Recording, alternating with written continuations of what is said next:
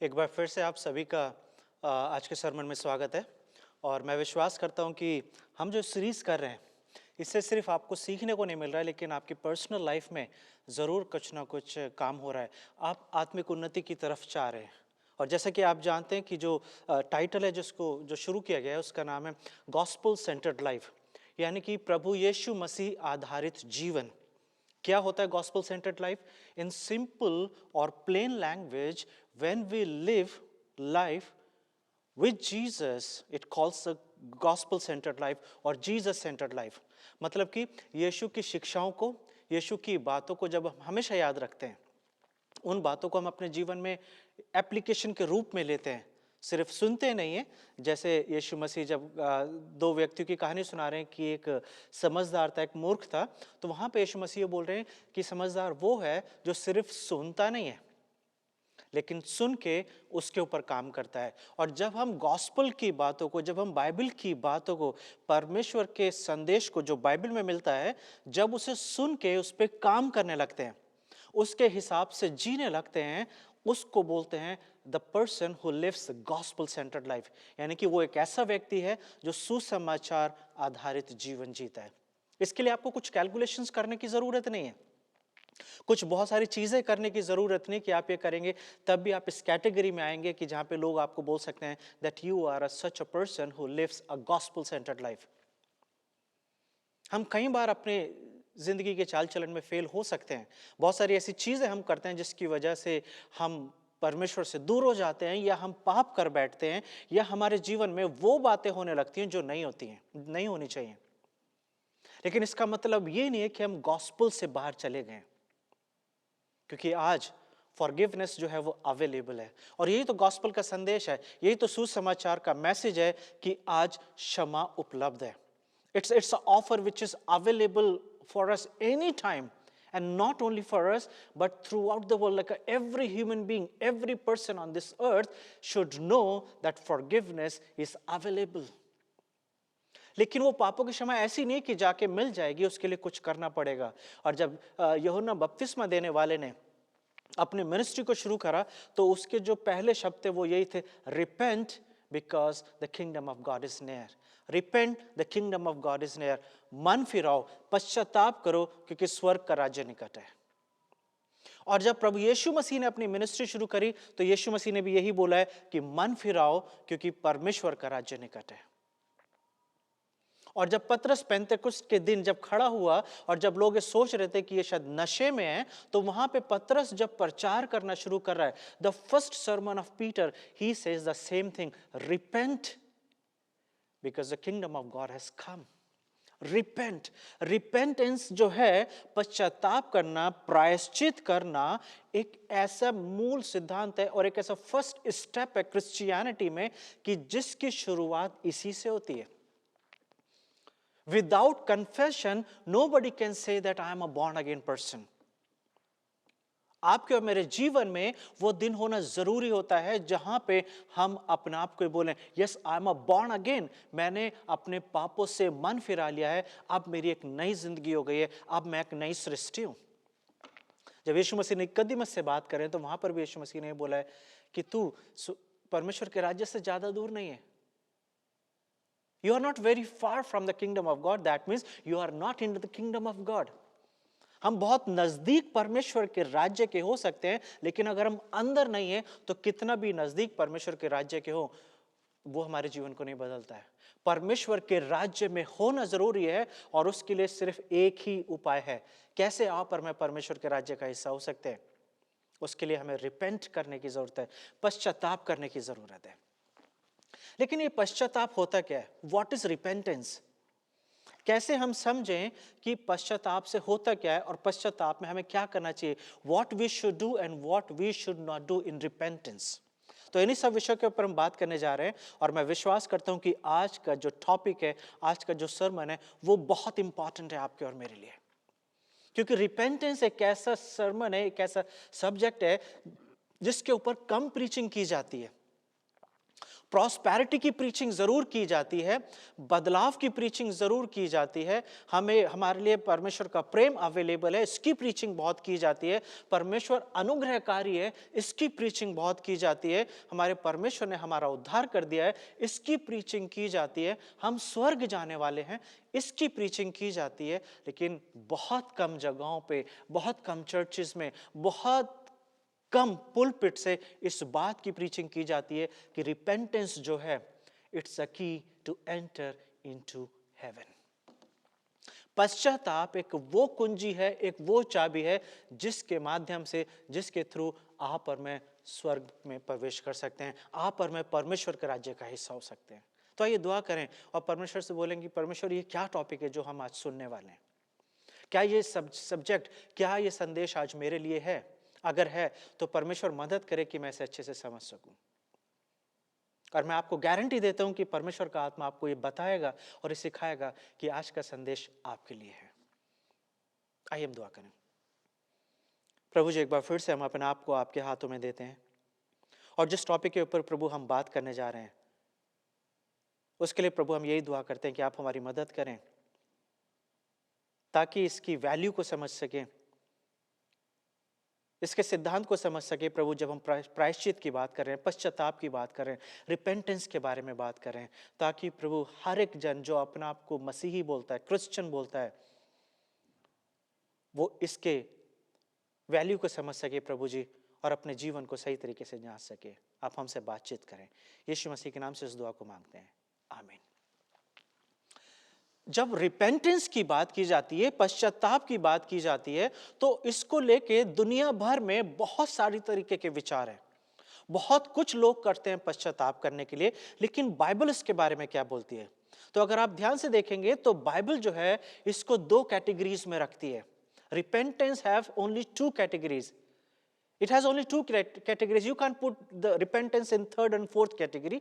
Two categories. Number one category is called the worldly repentance, सांसारिक पश्चाताप, और दूसरा है आत्मिक पश्चाताप, यानी कि godly repentance. So worldly repentance and godly repentance. Godly repentance वो होता है जहां पे गॉड के व्यू के अनुसार, गॉड की अंडरस्टैंडिंग के अनुसार अपने पापों को ध्यान में रखते हुए पश्चाताप किया जाता है। और वर्ल्डली रिपेंटेंस के लिए जो दूसरा शब्द हो सकता है वो हो सकता है people centred living. What is worldly repentance? सांसारिक पश्चाताप क्या है? पीपल सेंटर्ड लिविंग, यानी कि लोगों को ध्यान में रखते हुए पश्चाताप करना, या इसके लिए एक और शब्द हो सकता है self centred living. Self centred living यानी कि अपने आप को ध्यान में रखते हुए पश्चाताप करना। क्या मतलब होता है इस बात का? पिछली बार हम एक शब्द का इस्तेमाल कर रहे थे और वो शब्द था काउंटरफीट। काउंटरफीट मतलब कि नकली या बनावटी, या एक ऐसी चीज जो असली नहीं है। और काउंटरफीट जो है ये अक्सर काउंटरफीट करेंसी यानी कि नकली नोटों के संदर्भ में, उसके कॉन्टेक्स्ट में ये वर्ड इस्तेमाल किया जाता है। और ये वर्ड जो है आज इस संदर्भ में भी इस्तेमाल किया जा सकता है, रिपेंटेंस के उसमें भी इस्तेमाल किया जा सकता है, जिसे बोला जा सकता है काउंटरफीट रिपेंटेंस या फॉल्स रिपेंटेंस, जो सांसारिक पश्चाताप है। अगर आप मेरे साथ निकालेंगे दूसरा कुरिन्थियों, book of 2 Corinthians, and if you read chapter 7, दूसरा कुरिन्थियों उसका 7वां अध्याय, और अगर मैं उसके सिर्फ 9 और 10 को पढ़ूं और 10वीं वर्ष की लास्ट आयत को पढ़ूं तो वहां, और 10वीं वर्ष में पूरी पढ़ देता हूं आपके लिए। वहां पे ऐसे लिखा हुआ है, क्योंकि परमेश्वर भक्ति का शोक ऐसा पश्चाताप उत्पन्न करता है जिसका परिणाम उद्धार है। सो गॉडली रिपेंटेंस प्रोड्यूसेस सैल्वेशन। लेकिन सांसारिक उद्धार क्या है? सांसारिक पश्चाताप क्या है? वहां पे लिखा हुआ है, और फिर उससे पछताना नहीं पड़ता, परंतु सांसारिक शोक मृत्यु उत्पन्न करता है। The worldly repentance produces death. English में भी मैं पढ़ देता हूं 10वें वर्ष को। यहां पर ऐसे लिखा हुआ है, for godly grief produces a repentance that leads to salvation and brings no regret, but worldly grief produces death. सांसारिक पश्चाताप जो है वो मृत्यु को लेकर आता है। So what is worldly grief या और वर्ल्डली रिपेंटेंस? सांसारिक पश्चाताप क्या है? सांसारिक पश्चाताप है where you care about men's opinion rather than God's opinion. सांसारिक पश्चाताप के लिए एक दूसरा शब्द इस्तेमाल किया जा सकता है, वो शब्द है रिग्रेट। रिग्रेट का मतलब पछताना, और किस बात के लिए पछताना? कि जो मैंने कर दिया है अब लोग इसके बारे में क्या सोचेंगे, what people think about me. परमेश्वर का जो भक्ति है यानी कि गॉडली ग्रीफ, परमेश्वर शोक जो है, भक्ति शोक जो है, परमेश्वर जो गॉडली ग्रीफ है, उसमें यह सोचा जाता है what God will think about me, परमेश्वर मेरे बारे में क्या सोचेगा। लेकिन वर्ल्डली रिपेंटेंस जो है, सांसारिक पश्चाताप जो है, उसमें यह सोचा जाता है कि लोग मेरे बारे में क्या सोचेंगे। और बहुत सारी विधियां जो है हमारे समाज में पाई जाती है। अगर मैं आपको शुरुआत करूं जिस देश से मैं आता हूं, उस देश में वर्ल्डली ग्रीफ या वर्ल्डली रिपेंटेंस को बड़े अलग तरीके से देखा जाता है। जब लोगों को इस बात का एहसास होता है कि वो पापी हैं, या उनके जीवन में मोक्ष की जरूरत है, या उनका जीवन बहुत अच्छा नहीं चल रहा है, या कहीं ना कहीं उनके जीवन में पाप या समस्या है, तो उसके उद्धार के लिए, उसकी मोक्षी प्राप्ति के लिए जानते हैं लोग क्या क्या करते हैं?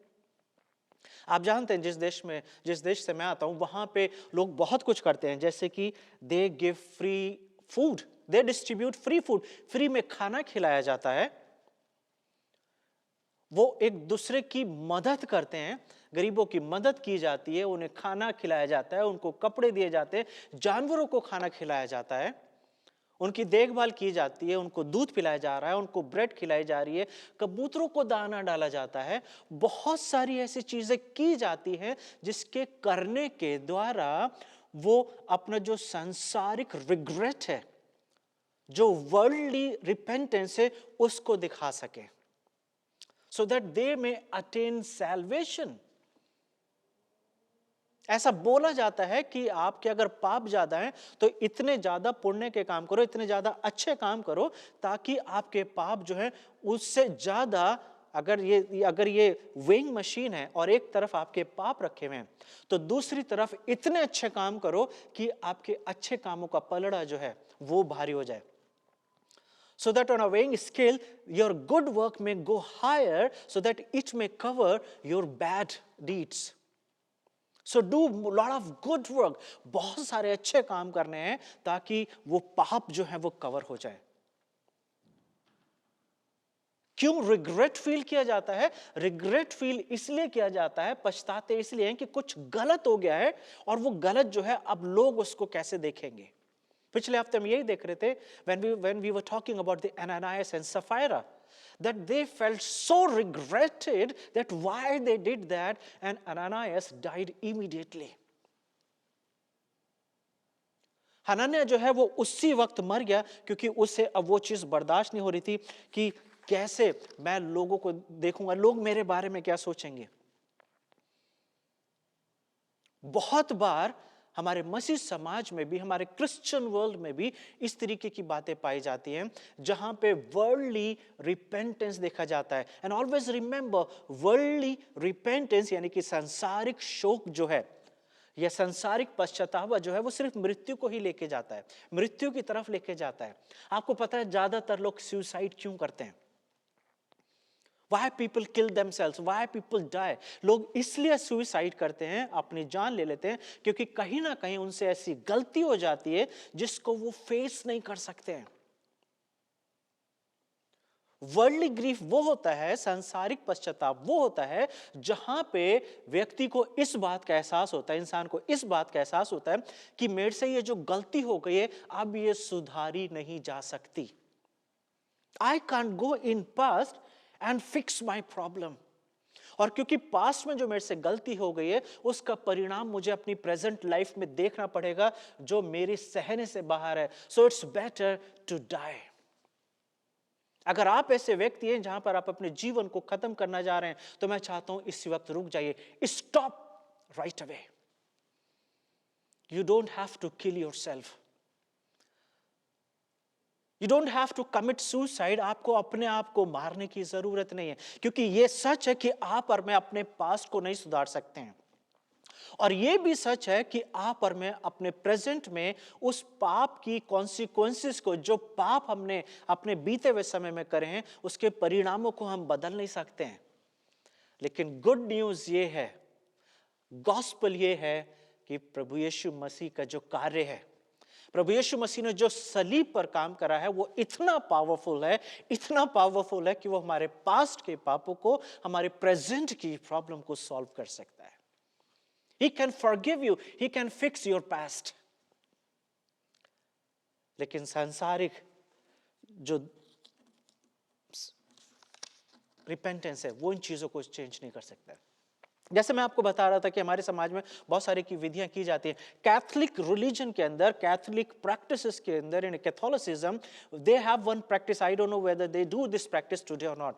आज वो करते हैं कि नहीं करते, लेकिन वहां पे एक प्रैक्टिस है जिसे बोला जाता था सेल्फ फ्लैग्रेशन। सेल्फ फ्लैग्रेशन या फ्लैग्रेशन, जिसका मतलब है सेल्फ फ्लॉगिंग।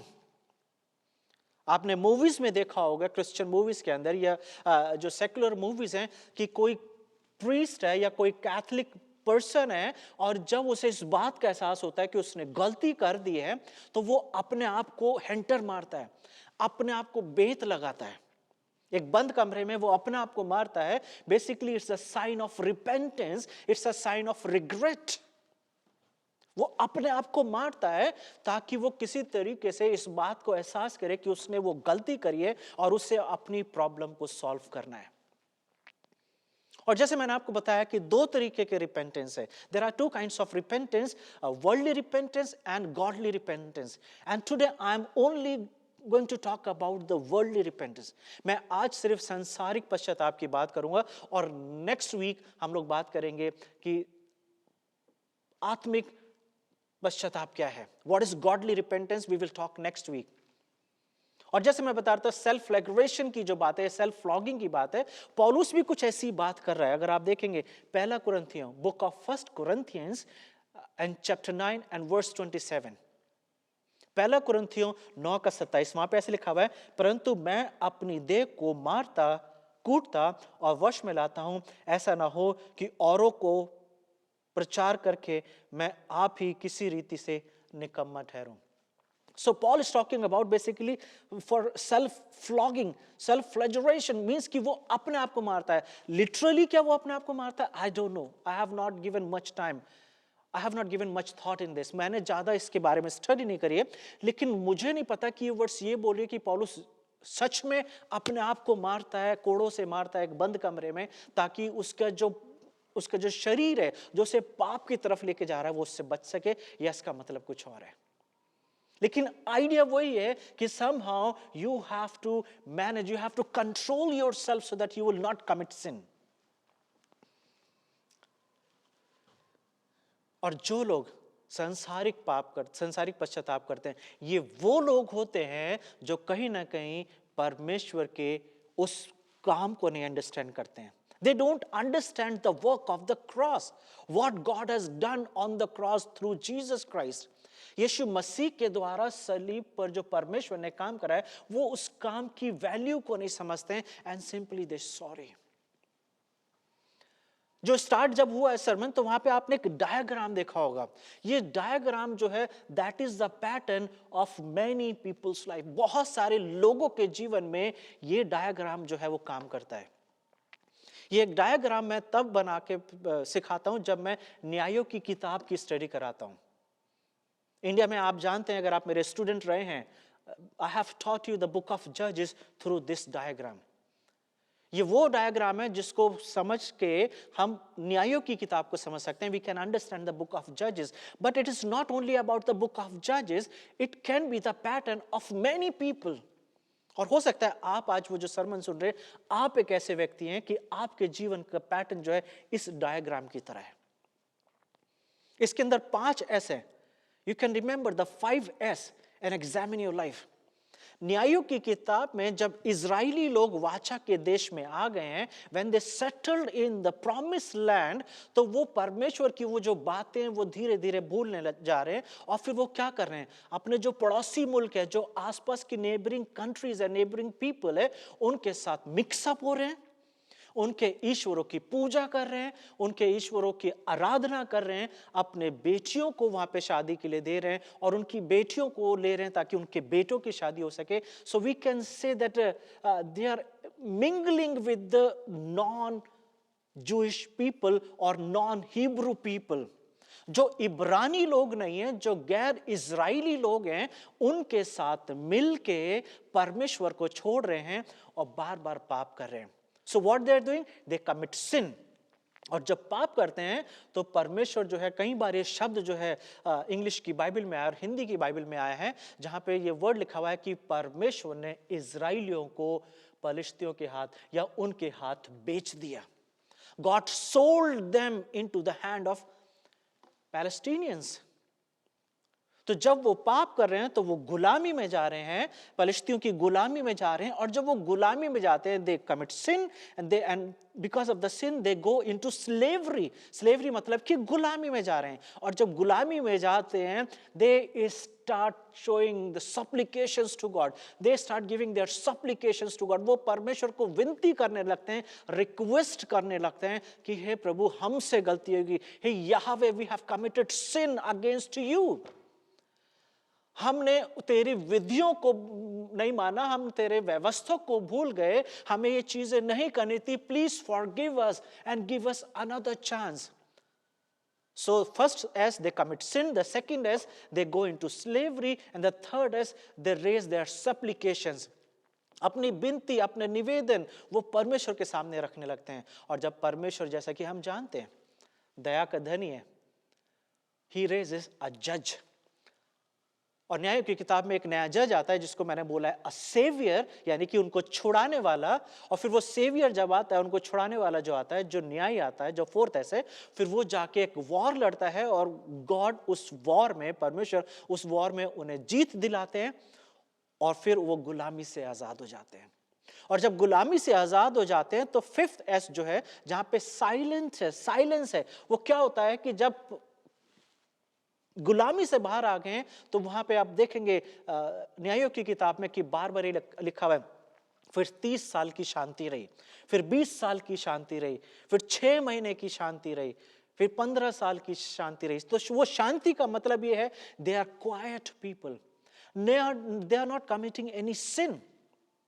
वो किसी तरीके का पाप नहीं कर रहे हैं, लेकिन वो परमेश्वर के साथ कुछ दिन तक ठीक चलते हैं जब तक वो न्याय रहता है। और उसके बाद जब वो न्याय मर गया या वो जज जो है if no more in action, तो वो फिर से start doing the same thing. So they commit sin, sin leads to them slavery, and in slavery they raise their supplications, and through the supplication God always brings a savior for them, one of the judge, and because of the savior or the judge, they are free from the slavery, from the bondage, from that captivity। और उसके बाद silent period है। They are so silent that कि अब वो किसी तरीके का पाप नहीं कर रहे हैं, but quietly they are living their life। लेकिन कुछ समय के बाद वो साइकिल फिर से रिपीट होता है। तो ये जो आप अपने स्क्रीन पे देख रहे हैं, ये साइकिल, ये 12 बार रिपीट हुआ है न्यायों की किताब में। क्योंकि न्यायों की किताब में 12 जजेस आए हैं और वो 12 जजेस के समय में ये 12 बार रिपीट हो रहा है। लोग पाप कर रहे हैं, गुलामी में जा रहे हैं, दुहाई दे रहे हैं, विनती कर रहे हैं। परमेश्वर एक व्यक्ति को भेजता है, एक जज को भेजता है और वो उनको छुड़ाता है और फिर शांति का माहौल हो जाता है।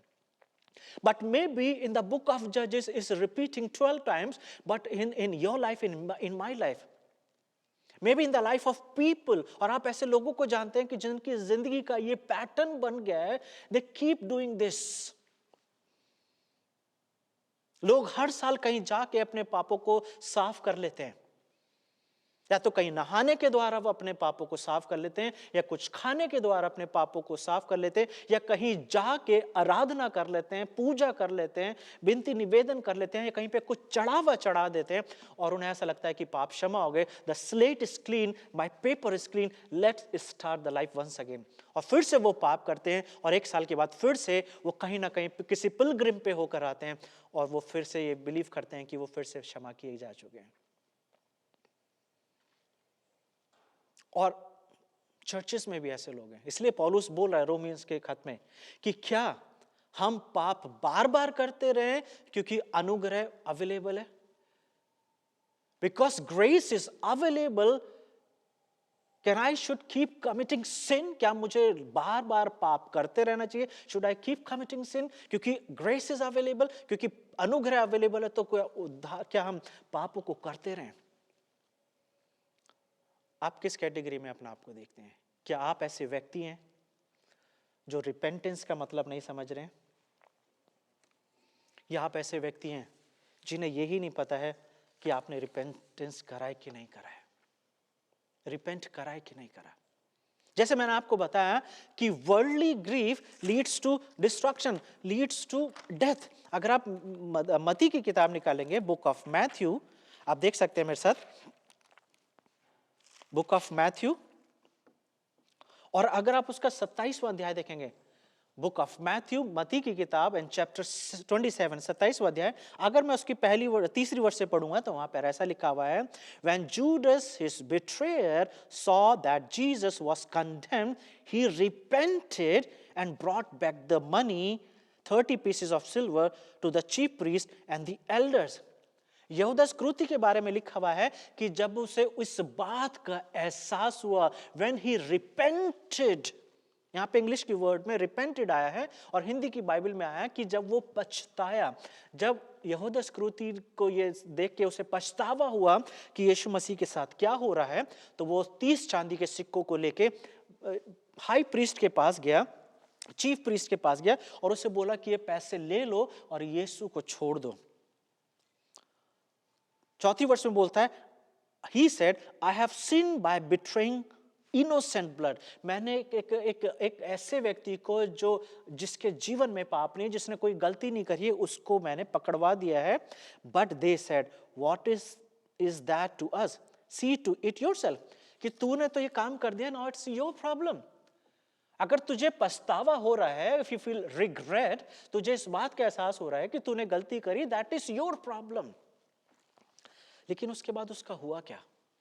What Judas did? बाइबल स्पष्ट रूप से बताती है कि वो बाहर गया और उसने एक जमीन खरीदी और उस जमीन पे उसने अपने आप को फांसी लगा ली। He committed suicide. क्या ये रिपेंटेंस गॉडली रिपेंटेंस था या वर्ल्डली रिपेंटेंस था? आप और मैं जानते हैं, पौलुस इस बात को साफ बोल रहा है दूसरा कुरिन्थियों के 7वें चैप्टर में, 2 Corinthians chapter 7 and verse 10, परंतु सांसारिक शोक मृत्यु पर करता है, but the worldly repentance leads to death, leads to the death. क्या आपने अपने जीवन में सही तरीके से प्रायश्चित करा है? यीशु मसीह जब अपनी मिनिस्ट्री शुरू कर रहे हैं तो वो ये कह रहे हैं, repent because the kingdom of God is near.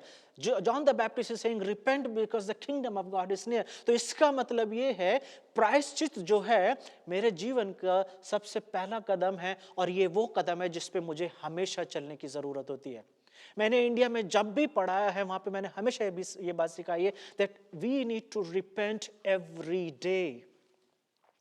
रोज रात को सोने से पहले पश्चाताप करना जरूरी है, क्योंकि बहुत सारे ऐसे पाप होते हैं जो हम अनजाने में करते हैं और बहुत सारे ऐसे पाप होते हैं जो हम जान के करते हैं। तो अगर आपको यह पता है कि आपके जीवन में कोई ऐसा पाप है जो बना हुआ है, तो इससे पहले कि आप सोएं, you have to make yourself right with God. और कैसे अपने आप को हम ठीक कर सकते हैं? By repenting, by realizing that I have committed sin, मैंने पाप करा है और मुझे इसकी क्षमा की जरूरत है। तो सोने से पहले हमेशा ये दुआ करने की जरूरत है कि प्रभु आज मैंने वो जो गलती करी है, if you know that then it's better to address that. आपको ये बोलने की जरूरत है कि आपने जो गलती करी है, कन्फेस विद दैट। क्योंकि पिछले हफ्ते हम ये देख रहे थे कि इस संसार में कोई ऐसी चीज नहीं है जो छुपी है। Nothing is hidden in this world, Hebrews 4 says, nothing is hidden in this world from God. तो ये जरूरी है कि हम अपने मुंह से ये कन्फेस करें कि प्रभु मेरे से आज ये गलती हुई है। और कई बार ये कहना भी अच्छा है कि प्रभु जो अनजाने में मेरे से गलती हुई है, प्लीज फॉरगिव मी, क्षमा करें मुझे। अगर पवित्र आत्मा आपके जीवन में काम कर रहा है, then definitely Holy Spirit will guide you and will show you your sin. वो पवित्र आत्मा जो है वो आपको आपके जीवन में आपकी कमी दिखाता है, आपकी गलती दिखाता है। इसलिए नहीं ताकि वो आपको वो कंडम करे, लेकिन इसलिए दिखाता है ताकि आपका जीवन ठीक हो सके, आपका जीवन बेटर हो सके। And that is a ministry of the Holi spirit. That is a ministry of the Holi spirit. और मैं गारंटी के साथ बोल सकता हूं कि जब आप इस वक्त सरमन सुन रहे हैं, परमेश्वर का आत्मा आपको आपके जीवन को दिखा रहा होगा। It would be transparent, it would be very clear and you can see your life. आप अपने जीवन को देख सकते हैं कि जहां पे पवित्र आत्मा आपको ये दिखा रहा है कि आपके जीवन में क्या क्या कमियां हैं। संसारिक रिपेंटेंस वो होता है जहां पर हम परमेश्वर को वैल्यू नहीं देते हैं, लेकिन हम ये देखते हैं कि लोग मेरे बारे में क्या सोचेंगे या लोगों के सामने मैं कैसे प्रेजेंट होऊंगा। The worldly grief deals with the symptoms not with the disease. मैंने ऐसा लिखा है, सांसारिक प्रायश्चित जो है मेरे होने वाले सिम्टम्स या जो मेरे जीवन में जो घटनाएं चल रही हैं उसको दिखाता है, लेकिन वो घटनाएं क्यों घट रही हैं उसके बारे में नहीं बताता है। मैं क्यों परमेश्वर की तरफ से क्षमा नहीं मांगता हूं, क्यों मुझे इस बात का एहसास होता है कि मुझे माफी मांगने की जरूरत है, क्योंकि मुझे लोगों का डर है। आपको याद होगा उत्पत्ति की किताब में जब यूसुफ के सामने एक सिचुएशन आई जहां पे पोतीफर की वाइफ जो है उसके साथ व्यभिचार करना चाहती थी, तो वहां पे वो जो शब्द जो यूसुफ ने बोले वो शब्दों को हमें ध्यान में देने की जरूरत है। वहां पे उसने बोला है, ये कदाचित ये सही नहीं है कि मैं परमेश्वर के विरुद्ध पाप करूं। It is not right that I should commit sin against God. Yusuf अगर गलती करता तो डेफिनेटली वो मिस्टेक, वो पाप, वो सिन जो है वो पोटीफर के अगेंस्ट होता, उसकी वाइफ के अगेंस्ट होता, but he put God first. वो कहता है कि ये बिल्कुल भी सही नहीं होगा कि मैं परमेश्वर के अगेंस्ट गलती करूं या परमेश्वर के विरोध में ये पाप करूं। So if you are filled with the fear of God, अगर आप परमेश्वर के भय में जीवन जी रहे हैं, तो जब आप प्रायश्चित करेंगे आपके मन में परमेश्वर का भय हुआ, लोगों का भय नहीं होगा, लोगों का डर नहीं होगा। इसलिए सुलेमान जो है जब वो नीति वचन के को जब लिख रहा है तो पहले चैप्टर में लिखता है वो, the fear of the Lord is the beginning of the knowledge. परमेश्वर का भय मानना बुद्धि का आरंभ है। और जब आप पेंटाट्यूक को पढ़ते हैं, पहली 5 किताबों को पढ़ते हैं, तो वहां पे मूसा जो है इजराइलियों को बार बार ये सिखा रहा है परमेश्वर का भय मानना। Fear the Lord and you will not commit sin. Fear the Lord so that it will keep you right in the sight of God. परमेश्वर का भय मानना तो वो तुम्हें सही बना के रखेगा। और यीशु मसीह इसलिए लूका की किताब में अगर आप पढ़ेंगे, according to book of Luke chapter 6 and verse 45, Luka उसका 6 और उसके 45 में ऐसे लिखा हुआ है, भला मनुष्य अपने मन के भले भंडार से भली बातें निकालता है और बुरा मनुष्य अपने मन के बुरे भंडार से बुरी बातें निकालता है, क्योंकि जो मन में भरा है वही उसके मुंह पर आता है। If you are fearful of God, if you honour God, अगर आप परमेश्वर को आदर देते हैं, परमेश्वर का सम्मान करते हैं, परमेश्वर के भय में चलते हैं, तो आपका रिपेंटेंस जो होगा वो गॉडली रिपेंटेंस होगा। आपका प्रायश्चित जो होगा वो आत्मिक प्रायश्चित होगा जो हमें उद्धार की तरफ लेके चलता है। But if your heart is full of people or maybe self-centered, अगर हमारे दिल में हम अपने बारे में ही सोचते हैं कि लोग मेरे बारे में क्या सोचेंगे, so it's better to say sorry. America के प्रेसिडेंट ने कई बार कुछ ऐसी गलती करी है जो पास्ट में हमने देखा है, जिसमें उन्होंने मीडिया के सामने आके उसको सॉरी बोला है। लेकिन वो सॉरी क्यों बोला गया था? क्या वो गॉडली रिपेंटेंस था और वर्ल्डली रिपेंटेंस था? क्या वो आत्मिक पश्चाताप था या वो संसारिक पश्चाताप था? यू जज दैट पर्सन, क्योंकि उसके उनके उस दिन के बाद के उनके जीवन को दर्शाता है कि उनका पश्चाताप जो था वो संसारिक था या आत्मिक था। If I'm a fearful of the people, अगर मैं लोगों के बारे में ज्यादा सोचता हूं तो मेरा पछतावा जो मेरे मन से निकलेगा वो लोगों को ध्यान में रखते हुए निकलेगा। Worldly grief produces despair, bitterness and depression.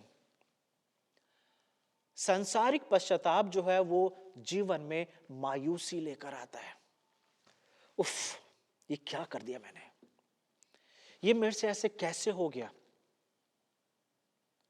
ये मुझे नहीं करना चाहिए। मायूसी आ जाती है अपने जीवन में। क्यों मायूसी आती है? Why it brings despair in my life? Because now I don't know how to fix the problem. अब मुझे नहीं पता है कि मेरी प्रॉब्लम को कैसे सॉल्व किया जा सकता है।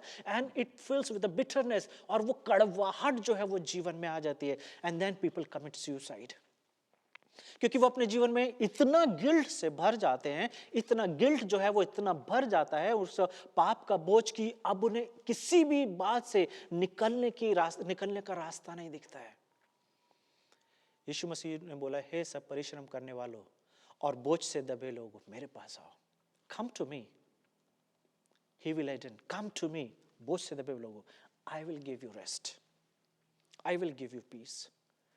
आप और मैं अपने पास्ट को चेंज नहीं कर सकते हैं, लेकिन बाइबल का वचन हमें ऐसा सिखाता है। ये परमेश्वर के वर्ड्स हैं। परमेश्वर बोलते हैं, तुम्हारे पाप चाहे लाल रंग के क्यों ना हो, मैं उन्हें हिम की नाई श्वेत कर दूंगा। If your sins are like scarlet, like a red, I will wash them and make them white as snow.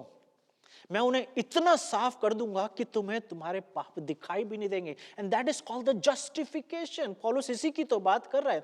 When we believe in the gospel, जब हम प्रभु यीशु मसीह पर विश्वास कर लेते हैं, रिपेंट कर लेते हैं, तो परमेश्वर हमें वैसे बना देता है ऐसा जैसे कि हमने कभी पाप करा ही नहीं है।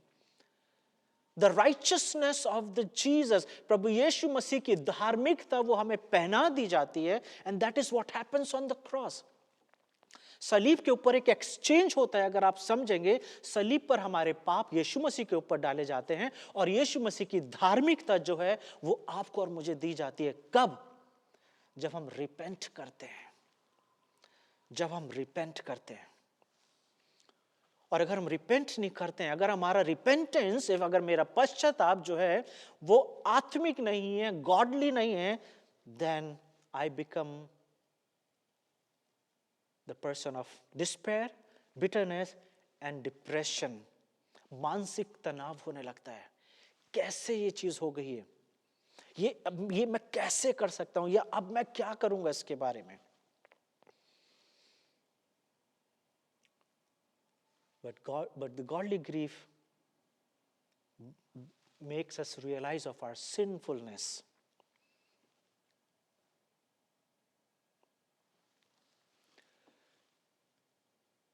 आत्मिक पश्चातावा मुझे इस बात का एहसास कराता है कि मैं अपनी मदद अपने आप नहीं कर सकता। I can help my self, I can't help my self. पाप एक ऐसी समस्या है जिसका रिजल्ट, जिसका निवारण, जिसकी रेमेडी, जिसका सॉल्यूशन आपके और मेरे पास नहीं है। वो केवल परमेश्वर के पास है। इसलिए अगर मुझे पश्चाताप करना है तो पश्चाताप का मतलब ये है कि मुझे अपने दिल में परमेश्वर का भय मानना जरूरी है। इसलिए नहीं छोड़ देना क्योंकि ये गलत है और लोग क्या सोचेंगे, लेकिन इसलिए छोड़ देना क्योंकि ये परमेश्वर की नजर में गलत है। साम 51 जब आप पढ़ते हैं, जब डेविड से पाप हुआ बैतशेबा के साथ, तो भजन 51 जो है वहां पे पौलुस यही बोल रहा है, create in me a clean heart O God, give me the clean heart. एक ऐसा हृदय दीजिए, एक ऐसा दिल दीजिए जिसके अंदर पाप ना हो। क्यों दाऊद ये दुआ कर रहा है? क्योंकि दाऊद को ये पता है कि पाप का सॉल्यूशन जो है केवल परमेश्वर के पास है। आपके और मेरे पास नहीं है। परमेश्वर चाहता है कि हमारे जीवन में आत्मिक पश्चाताप हो। Because God wants us to run to the cross. परमेश्वर चाहते हैं कि हम सलीब की तरफ जाएं and confess it and be cleansed. जब हम सलीब के पास जाते हैं, सलीब के पास जाने का मतलब ये, जब हम अपने घुटने टेक देते हैं और ये मान लेते हैं कि प्रभु मैंने आपके विरोध में पाप करा है, I have sinned against you. He would be happy to set you free. परमेश्वर को अच्छा लगेगा कि परमेश्वर आपको आजाद कर दे, आपके पापों से आपको क्षमा कर दे. And that is called the gospel. When I go to the cross and when I say, Lord, please forgive me. क्या आप gospel centered life जी रहे हैं क्या? Gospel centered life का मतलब ये है, the heart is full of repented. मेरा दिल जो है प्रायश्चित से भरा हुआ है.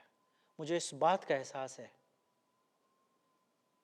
कि मेरे जीवन में जो पाप हैं, हर एक पाप वो परमेश्वर के विरोधी किया जाता है. फिर चाहे वो झूठ बोल के किसी का दिल तोड़ा गया हो, फिर चाहे चोरी करके, व्यभिचार करके, कुछ झूठ बोल के, कुछ भी करके अगर आपने या परमेश्वर की आज्ञाओं को नहीं माना है, everything we commit against God. और इस बात का एहसास तभी होता है जब मैं गॉस्पेल सेंटर्ड लाइफ जीता हूँ. फिर से वो वर्स पढ़ देता हूँ हिंदी में, 2 कुरिन्थियों 7:9 और 10. वहाँ पे ऐसे लिखा हुआ है, अब मैं आनंदित हूँ पर इसलिए नहीं कि तुमको शोक पहुँचा, वरन इसलिए कि तुमने उस शोक के कारण मन फिराया. I am pleased, I am happy that you are repented because you are grieved about your sin. But I'm happy because your repentance leads you to the salvation. तुमने उस शोक के कारण मन फिराया क्योंकि तुम्हारा शोक परमेश्वर की इच्छा के अनुसार था. Because you are repented according to the God, not according to the world. Because your repentance is a godly repentance. कि हमारी ओर से तुम्हें किसी बात में हानि ना हो. That means you don't have to regret. Regret का मतलब यह है कि क्षमा तो किया जा चुका हूं, लेकिन अभी भी वो पाप का बोझ मेरे जीवन में बना हुआ है. लेकिन परमेश्वर का जो काम में जो सलीब के पर हुआ है, वहां पे रिग्रेट नहीं रहता है, वहां पे बार बार सोचने की जरूरत नहीं होती है. Because when God forgives, he forgets. God forgives and forgets. इसलिए उसने बोला है कि मैं तुम्हारे पापों को इतनी दूर फेंक देता हूं जैसे पूरब से पश्चिम, ताकि उसका गिल्ट, उसका एहसास, उसकी बातें तुम्हारे जीवन में ना रहें. लेकिन वो कब होता है? जब गॉडली रिपेंटेंस होता है, जब आत्मिक पछतावा होता है. 10वें वर्ष में लिखा हुआ है, क्योंकि परमेश्वर भक्ति के शोक ऐसा पछतावा उत्पन्न करता है जिसका परिणाम उद्धार होता है और उससे पछताना नहीं पड़ता. The true repentance leads to the salvation. The true repentance. परंतु सांसारिक शोक मृत्यु उत्पन्न करता है. But the worldly grief, the worldly repentance leads to death. परमेश्वर आपसे बात कर रहे हैं. परमेश्वर चाहते हैं कि आप अपने पापों को छोड़ें, अपनी गलतियों को मान लें. परमेश्वर से अगर बचना है, परमेश्वर के गुस्से से बचना है, परमेश्वर के क्रोध से बचना है, if you want to be saved from the wrath of God, then only one person can save you, and that is God himself. परमेश्वर के क्रोध से, परमेश्वर के गुस्से से केवल परमेश्वर ही आपको बचा सकते हैं, और वो तब जब आप कन्फेस करेंगे. You don't have to be fearful of the people. लोगों के बारे में सोचने की जरूरत नहीं कि लोग क्या कहेंगे, लेकिन ये सोचने की जरूरत है कि मेरा परमेश्वर मेरे बारे में क्या कहेगा. आइए दुआ करें. और जैसे मैं बार बार इस वर्ष को कोट कर रहा हूं, जब से सीरीज शुरू हुई है, रोमन्स चैप्टर 9 जहाँ पे लिखा हुआ है, कन्फेस विद योर माउथ, अपने मुंह से अंगीकार करें, अपने पापों को मान लें और ये अंगीकार करें कि यीशु ही मुझे क्षमा कर सकता है और यीशु ही मेरे जीवन का उद्धार करता है। तो परमेश्वर सिर्फ आपको क्षमा नहीं करेंगे, God not only forgives you but he gives you the Joy of salvation. वो आपको उद्धार का भी आनंद देता है। तो गॉस्पल है एक अच्छा ऑफर की नहीं, इसके अंदर सिर्फ पापों की क्षमा नहीं है, इसके अंदर उद्धार भी मिलता है। एक चीज करने से दो चीजें मिलती हैं। यू कन्फेस, आप पापों की क्षमा मांगे, आपको पापों की क्षमा मिलती है, and your confess leads you to the salvation. आइए दुआ करें और अपने पापों की क्षमा मांगे। प्रभु जी, मैं धन्यवाद देता हूं कि आज आपने मुझे इस बात का एहसास कराया प्रभु कि मुझे अपने पापों से क्षमा मांगने की जरूरत है। हाँ प्रभु, मेरे जीवन में पाप हैं, आप मदद करें ताकि हर एक सुनने वाला ये शब्दों को बोल सके, हर एक सुनने वाला ये कह सके कि आए बाप आसमानी, मैं गुनहगार हूँ, आए बाप आसमानी, मैं पापी हूँ, मुझे क्षमा कर दीजिए, please forgive me and give me another chance. मुझे एक मौका दीजिए प्रभु, ताकि मैं ईमानदारी के साथ अपना जीवन जी सकूं, क्योंकि मैं जानता हूं प्रभु आपके वायदे बाइबल में लिखे में कि आप चाहते हैं कि कोई भी नाश ना हो। You don't want anybody to be perish, but everybody may have eternal life. प्रभु मदद करें ताकि आज जो लोग आपके वचन को सुन रहे हैं वो अपने पापों को माने, ताकि उन्हें सिर्फ क्षमा ना मिले बल्कि उन्हें अनंत जीवन मिल जाए, बल्कि उन्हें उनके उद्धार का भी आनंद मिल सके।